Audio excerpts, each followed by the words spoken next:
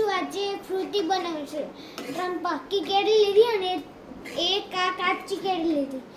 છાલ કાઢીને મિક્સરમાં ક્રશ કરી દેવાની અને થોડું કપ મોરસ. હવે આપણે 1 કપ મોરસ નાખીશું.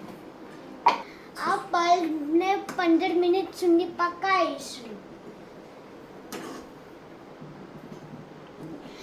જ્યાં સુધી ટ્રાન્સપરન્ટ થઈ જાય ત્યાં સુધી હલાવવાનું.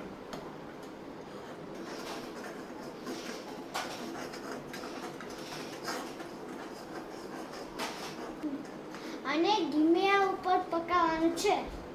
હવે 10 મિનિટ થઈ ગઈ છે. આપણું પલ્પ તૈયાર છે. હવે આપણે એને ઠંડુ થવા મૂકીશું. મેં આ કેસર કેરી લીધી હતી એટલે કલર કેવો મસ્ત આવે છે. હવે આપણે ગળણીથી ગાળી લઈશું.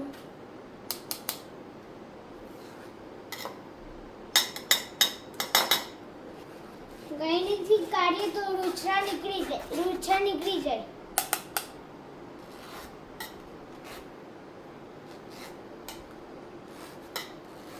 જો કેટલા બધા રૂછા નીકળ્યા છે. આ ઠંડુ પાણીમાં ઉમેરો અને ફ્રૂટી એન્જોય કરો.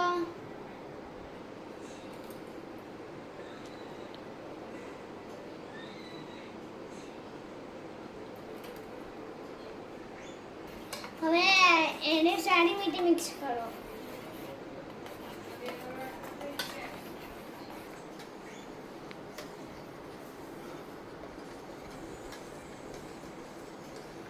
હવે આપણી ફ્રૂટી પીવાની તૈયારીમાં જ છે. ચલો આપણે ફ્રૂટીને એન્જોય કરીએ.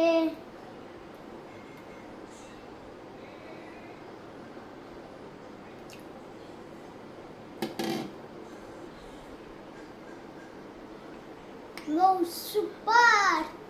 વિડીયો ગમે